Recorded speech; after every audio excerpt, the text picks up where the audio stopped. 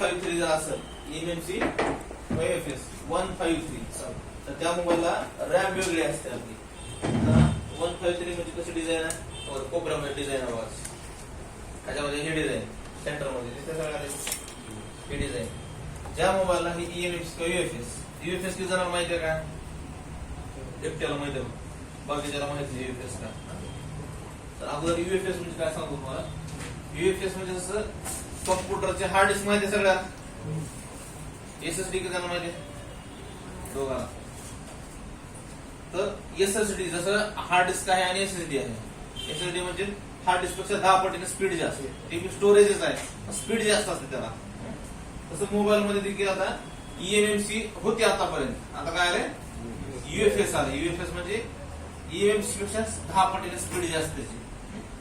तर ईएमएमसी किंवा UFS, eMMC ठिकाणी यूएफएस आले आता. तर 153 जर ईएमएमसी असेल तर रॅम तुमची वेगळी असेल. एक तर वेगळी असेल 9A ला बघितलं तर आपण बघा 3 दिसतात, जिओच्या काही बोर्डला 3 दिसतात. किंवा ज्या मोबाईलला डबल डेकर आहे जर वेगळी दिली नसेल तर कुठे दिला असेल, तुमच्या सीपीयूच्या वर दिला असेल, त्यालाच काय म्हणतो आपण डबल डेकर. आता डबल डेकर प्रॉब्लेम कशामुळे येते किंवा सीपीयूचा प्रॉब्लेम कशामुळे येतो. सध्या बघा पोकोचे मोबाईल असतील, रेडमीचे असतील किंवा सगळेच मॉडेल आता जवळपास 80% मॉडेल सीपीयू प्रॉब्लेम आहे. बऱ्याचदा त्याला हिट मारलं की चालू होत आहे, 2-4 दिवस ते बंद पडते. मग ती मोबाईल बंद कशामुळे पडते, तर कंपनीने काय केली आहे, सीपीयूला पेस्टेड दिलेली आहे सीपीयू, आणि त्याचा वापर जास्त झाल्यामुळे हिट होते सीपीयू. आणि कधी कधी त्याच्या खालचे बॉल जे ती ड्राय सोड होते किंवा जे मदरबोर्डवर बसलेली असतात आपली बॉल ती वीक झालेली असतात खालून. तर हिट मारलं तेवढंच गरम होऊन ती बसते. चाललं तर चालते किती दिवस, नाहीतर मग आणखी रिस्टार्ट मारणे, डेड होणे. किंवा तुमचे रॅम बघा, कम्प्युटर पहिला आपला रिस्टार्ट होत होतं किंवा विंडोज वगैरे होतं पहिलं जुनं, धूळ वगैरे गेली की रिस्टार्ट व्हायचा, मग रॅम काढायचे, साफ करायचे, बसवायचे, चालायचं. तसंच आपल्या मोबाईल मध्ये रॅमचा जर एखादी बॉल ड्राय सोल्ड झाला असेल तरी मोबाईल आपला काय होते, रिस्टार्ट होते किंवा डेड होते. त्या कंडिशन मध्ये तुमचं डीसी मशीनवर 130 ते 200 पर्यंत स्टक होत आहे. आता बघितलं किती स्टक झाला मोबाईल, 180 ला स्टक झाला. किंवा तुमचा मोबाईल 200-300 पर्यंत जाऊन अपडाऊन पण होऊ शकतो. आणि 6 पोर्ट वर सगळ्यात महत्वाचं आहे तुमचं 6 पोर्ट चार्जर. 6 पोर्ट जे चार्जर आहे त्याच्यावर तुम्हाला 0.01 घेईल किंवा 0.2 घेईल जर तुमचा सीपीयू प्रॉब्लेम असेल तर. आता आपल्याकडे 2 सीपीयूचे मोबाईल आहे, डबल डेकर मोबाईल आहे. आता हे जे मोबाईल जर बघितलं आपण बघा याच्यावर तर इथं आपल्याला 0.1 0.2 बघायला भेटेल. किती येते ना 0.1 घेते. कम्प्लीट मोबाईल कसा आहे, डेड मोबाईल आहे कम्प्लीट. तर असे सॅमसंगचे डेड बघायला भेटतील. किंवा आता काही चालू आहे कस्टमरचा मोबाईल कम्प्लीट चालू आहे तरी पण आपण त्याला काय सांगितलं प्रॉब्लेम, लोगो आणि 2,500 खर्च सांगितलाय, म्हणजे डबल डेकरचा खर्च सांगितला आपल्याला, बरोबर. तर अजून एक मोबाईल आहे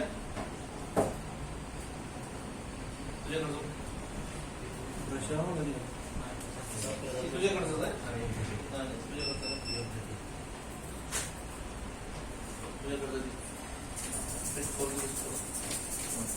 अजून एक आहे जे की डेडच आहे कम्प्लीट. त्याचा पण प्रॉब्लेम काय बघू आपण. बघा मोबाईल दोन्ही फ्रेश आहेत, फक्त सर्व्हिस सेंटरला आपण घरी घेऊन ठेवलेले मोबाईल आहे. त्या कस्टमरला सर्व्हिस सेंटरला काय सांगते, मदरबोर्ड चेंज करावा लागला म्हणजे कुठल्याही सर्व्हिस सेंटरला तेच सांगते. हे देखील मोबाईल कसा बघा 0.2. तर सॅमसंग मध्ये तुम्हाला आता बरेच मॉडेल आहेत, A23 असतील, 33 असतील, 53 असतील किंवा A14, A13 भरपूर मॉडेल सिंगल सीपीयूचे आहेत. ते देखील तुम्हाला काय दिसतील, स्टक ऑन लोगो असतील, रिस्टार्ट असतील किंवा मग डेड असतील. आणि 6 पोर्टला जर बघितलं तर काय दिसतं तुम्हाला 0.1 0.2 दिसतं. त्या कंडिशन मध्ये तुम्ही नॉर्मल हिट मारून चालू करू शकता मोबाईलला. आता तुम्हाला कम्प्लीट डेड मोबाईल बघितलं तुम्ही 0.1 0.2 येते. आता मी यांना हिट कशी मारतो बघा. हिट पण कशी मारायची ते माहिती पाहिजे आपल्याला. कमीत कमी 340 ते 350 वर ठेवायचे आपल्याला. हिट ठेवायचे 340 किंवा 350. त्याच्यावर हिट पण कुठे मारायचं, डेड आला मोबाईल पत्रे काढणे हिट मारणे. लोक वरी हिट मारतात, खाली सीपीयूला हिट बसते, मोबाईल चालू होत. त्यांना सवय झालेली असते पत्रे काढायची आणि वरी हिट मारायची, पावरायची कशी. मग ते 10 ते 1-2 मोबाईल चालू होते ते. हिट जरी मारायचे असेल, समजा जे डबल डेकर आहे, त्या डबल डेकरला आपल्याला ज्या ठिकाणी रॅमचे बॉल असतात, रॅमचे बॉल, तर ह्या ठिकाणी आपल्याला हिट मारायचे. ती हिट मारायची आपल्याला 340 इयर 2 आणि लाईन आलेली 30 सेकंद.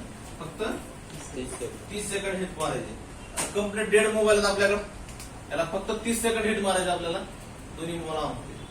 बघत मग कम्प्लीट डेड. असं जरी दिलो तर 8-15 दिवस, महिनाभर चालू शकते. चालले तर किती दिवस चालू शकते.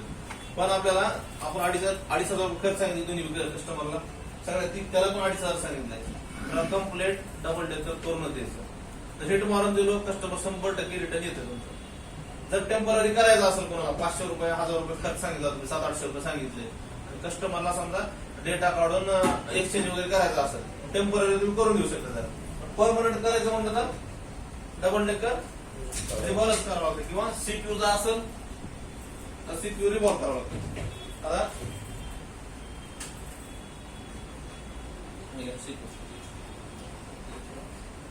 आता बघा मी हिट कशी मारतो त्याला. हे आपलं सीपीयू बॅक साइड आहे, त्याच्यावर रॅम आहे, सॅमसंगची रॅम आहे. सॅमसंग कंपनीची रॅम आहे, कारण बार कोड आहे आणि इथं KS पासून नाव सुरुवात होते. बऱ्याच मोबाईलला तुम्हाला मायक्रॉनची पण रॅम बघायला भेटेल. आता याला आपल्याला टाइम लावून 30 सेकंद. मी अंदाजे मारतो, तुम्ही टायमर लावा, मी बरोबर त्या टायमालाच काढतो तुम्ही बघा, कारण ते त्या टायमामध्ये आपल्याला काढलंच पाहिजे वाटतं. 340 वर ठेवतो बघा, वाटलं तर टाइम लावा तुम्ही. काय का वाच कोणाकडे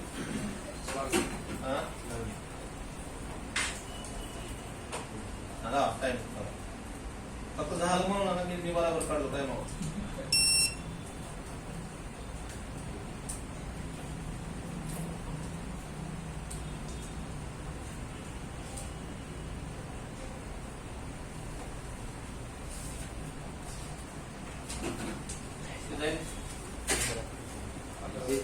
पंधरा 20 सेकंद, हायस्ट 30 सेकंद. त्याच्या पुढे जर गेलो तर जास्त हिट होते. एक बोर्ड झाला, दुसरा बोर्डला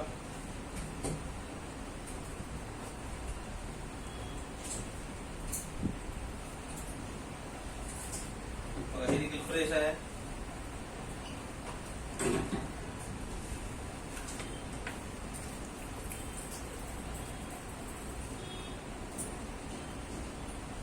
डबल डेकर मार्केटमध्ये 2,000, 2,500, 3,000 कस्टमर पण घेते. मला देखील मारू आपण.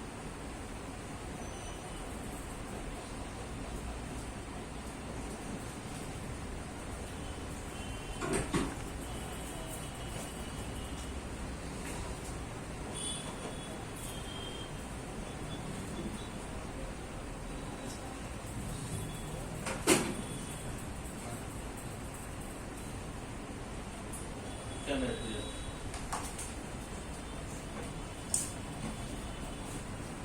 थंड होऊ देऊ थोडा.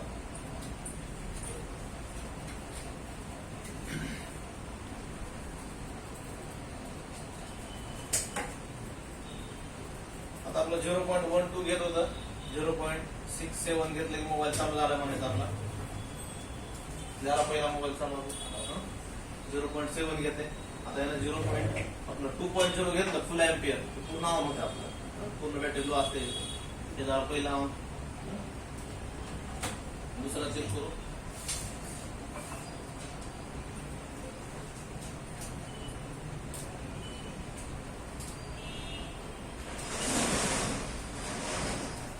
हिट मारणं लय सोपं आहे, डबल डेकर करणं लय अवघड आहे.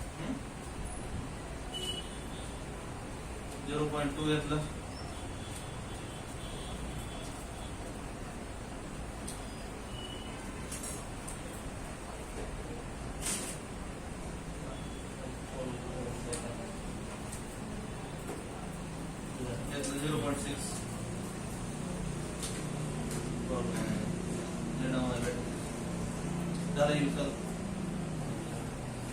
पूर्ण डाऊन आहे.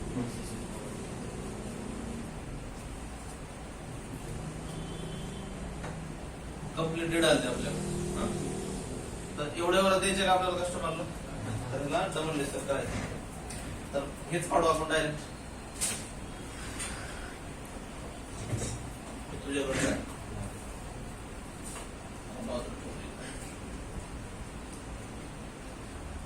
तर आता डबल डेकरची प्रोसेस कम्प्लीट सुरुवातीपासून बघायचं.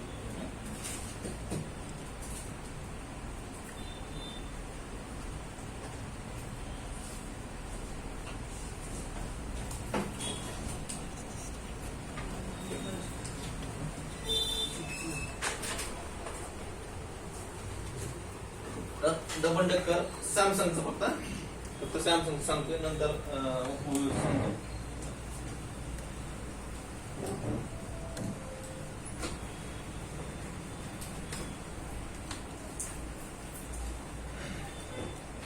अगोदर आपल्याला रॅम रिमूव्ह करायचे. रॅम काढायचे आपल्याला 340 इयर 2. रॅम काढल्यानंतर ग्लू असते आजूबाजूला सीपीयूचा ग्लू क्लीन करायचा आपल्याला. ग्लू काढण्यासाठी 240 इयर 2. सीपीयू काढायचा आपल्याला. नंतर सीपीयू काढण्यासाठी आपल्याला 370 इयर 2. त्यानंतर क्लिनिंग करायला जिथं जिथं ग्लू येईल तिथं 240 ठेवायचे. त्यानंतर रिमोलिंग करायला सीपीयू ला वरची साईड करावं लागेल आपल्याला. सीपीयूची अप्पर साईड म्हणजे वरची साईड जे खड्डे असतात, बॉल असतात त्याच्यामध्ये, किंवा त्याला आपण सिलेंडर देखील म्हणतो, त्याला आपल्याला 250 वर रिमोल करायचे इयर 0. सीपीयूची डाऊन साईड रेग्युलर आपली 280 इयर 0. रॅम रेग्युलर आपली रिमोल करण्यासाठी 280 रिमोल. त्याच्यानंतर सीपीयू बसवायचा आपला 360 वर. रॅम बसवायची आपल्याला 340 वर. बसवणे एक काढणे.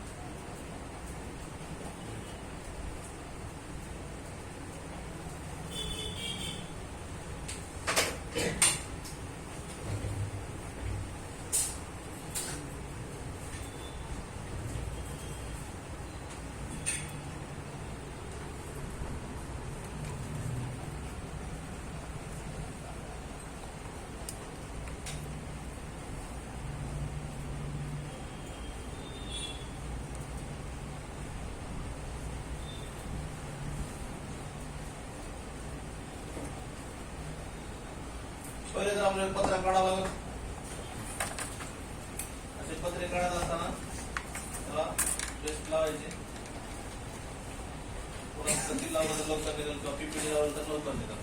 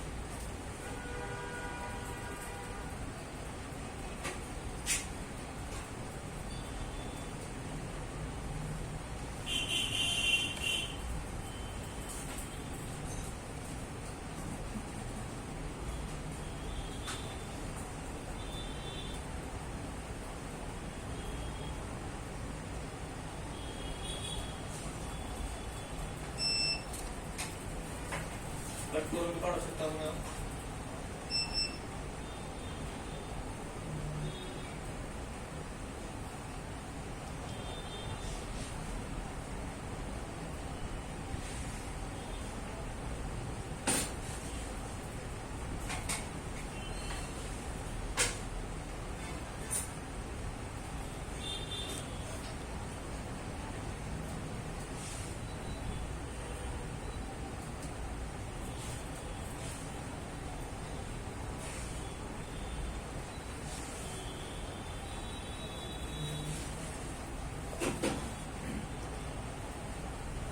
जे सीपीयूचा नोज कट पॉइंट आहे तर ह्या बाजूला हाफ साइड पूर्ण ग्राउंड असतो आणि ह्या बाजूला पूर्ण वर्किंग बॉल असतो. जे आपण रॅम बसवणार आहे खड्डे असतात मध्ये ते सगळी वर्किंग असते ह्या बाजूला. सीपीयूच्या अपोजिट साइडला आपल्याला प्लेट घालायची. ते आपण स्क्रॅपर घालणार होता त्या बाजूला घालायचे आपल्याला, कारण ह्या बाजूला सगळे त्या बाजूला वर्किंग आहेत. सॉरी मी ह्या बाजूला ग्राउंड म्हणलो. जे नोज कट पॉइंट आहेत ना त्या बाजूला काय वर्किंग आहेत आणि ह्या बाजूला काय सगळे ग्राउंड आहेत.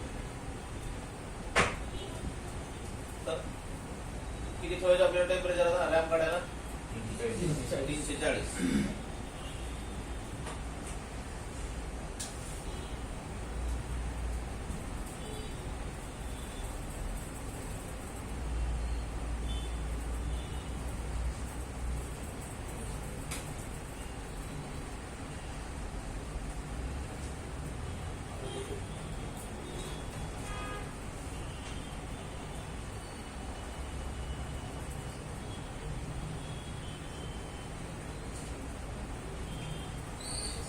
रॅम निघाली. साईडचा ग्लू कट करायचा तुमचा 240 करायचं परत ग्लू कट करण्यासाठी.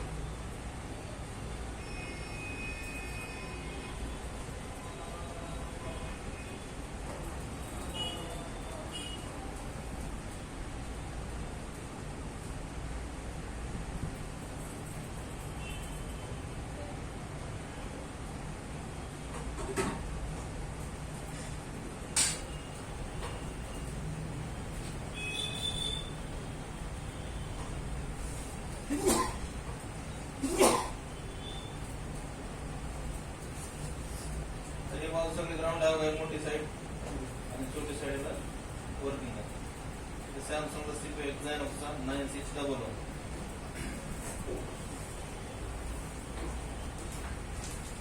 सीपीयू काढायला आपल्याला 370 टियर 2. सीपीयू आपण स्क्रॅप मध्ये इथून घालू शकता किंवा दोन कॅपॅसिटर कडे इकडून घालू शकतो. त्या बाजूने काढा. नवीन तुम्हाला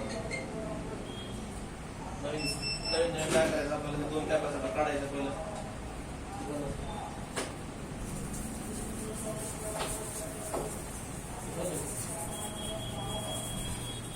सीपीला हिट मारत काढायचं.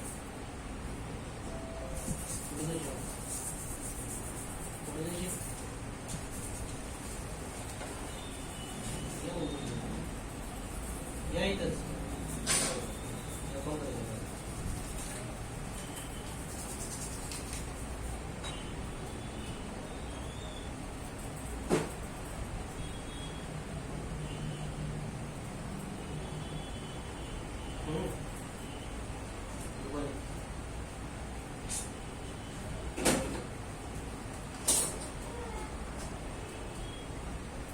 बरेच बॉल तिथून ते सगळे इन्से असतो.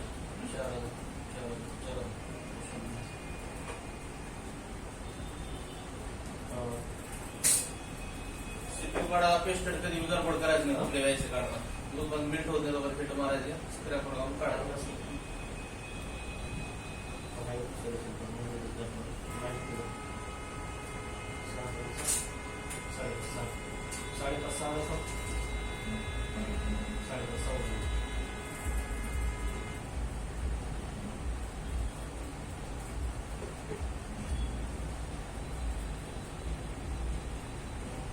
नाही बसवलं तरी चालेल. पायलर मध्ये आता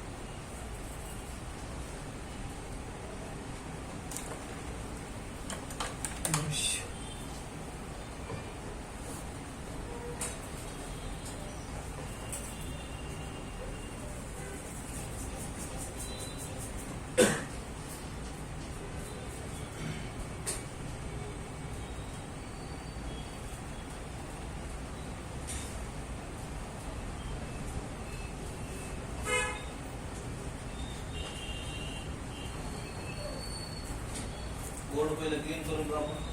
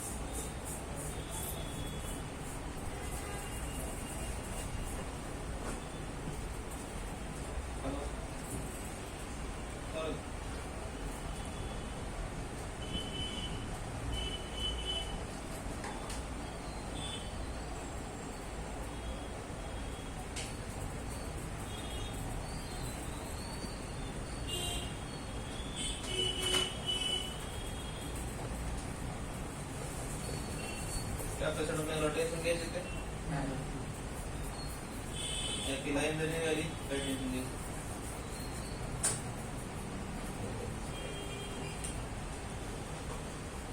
जॉईंट व्हायला नको, तुम्ही जरा शॉर्ट व्हायला नको.